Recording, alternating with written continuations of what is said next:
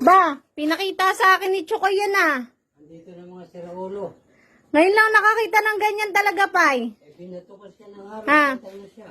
Alam mo naman kung saan nilalagay yan, di ba? Yung cube na clear glass. Nakikialam ang puta na. Binato ko ng... Eh, hindi naman para yan dyan.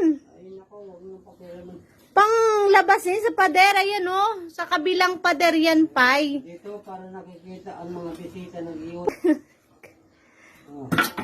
Di ba may mga bisita? Pai, panglabas yan. Maliwanag sa loob ng CR. Lang yun. Hindi naman nakikita. Hindi naman yan ginawa para design yan, Pai. Hindi nakikita ang tao sa loob. Hindi nakikita sa labas. Diyos, Design lang yun. dalawa lang kayo ni Mama yung ang nakatira dyan. Anong pinagsasabi mong...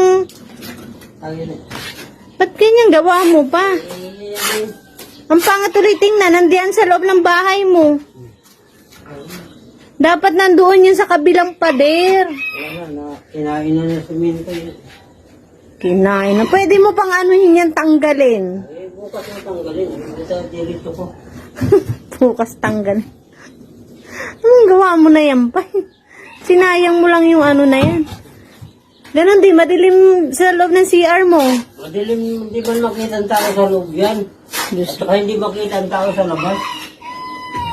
Design nyo lang. Design. Design. Design pala.